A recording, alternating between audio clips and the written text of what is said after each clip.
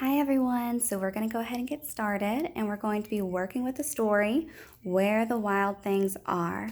And you should have already read or listened to the story before we start our activity.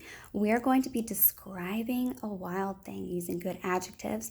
Now remember, adjectives describe what something looks like. For example, you could say maybe it had pointy teeth, or it had furry bodies, or it had spiky tails. So those are just some examples of what the wild thing might look like. So we're going to take a look at my activity that I've already completed to kind of give you an idea of what you can do for yours, okay? All right, so first of all, I'm going to read the directions. You need to create your very own wild thing.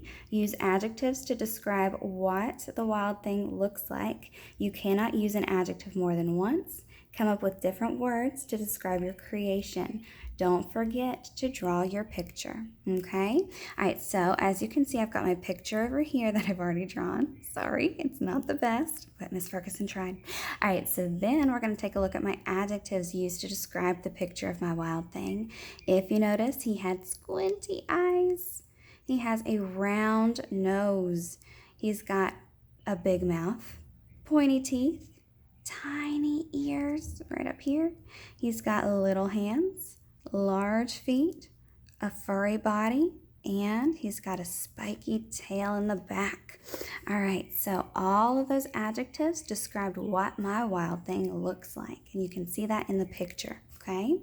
After you have done this, we're going to move on, and we're going to try to use that as our brainstorming activity to write a story about our wild thing. I've already gone ahead and done that for us, so that way it takes a little less time on our video, so I'll show it to you. Here is the completed version. I'm going to go ahead and read it first, and then I'll explain what's boxed and what is underlined. It says, I sailed to where the wild things are. They had small and squinty eyes and round noses. They had big mouths with pointy teeth. Their ears were so tiny. I saw their large, hairy feet and their little hands. The wild things had furry bodies and spiky tails. Soon it was time to go home. I made it back for dinner, and it was still hot. All right, so first things first, I'm going to show you what I have boxed.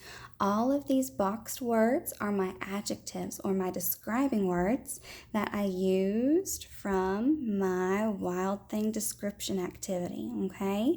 I just wanted to box them in over here so I would know if I used all of my words. And it looks like I have all 9, and it corresponds with all 9 of my adjectives over here, okay? Also, you'll notice I have sentences underlined. I'm actually going to let you use those underlined sentences to start your story and to end your story. That might make this a little bit easier, okay? All right, and one other thing that you might notice is instead of the main character being Max from my story, the main character is going to be you, okay? The person who is writing the story. So what I did for my story, I started out with the word I, showing that I am the main character, okay? Since this is the wild thing that you created, or the one that you can see, okay? All right, so we're going to start there.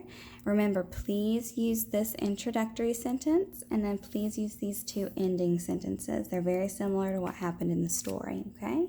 So that should make it a little bit easier, and I can't wait to read them. Thank you so much. Bye-bye.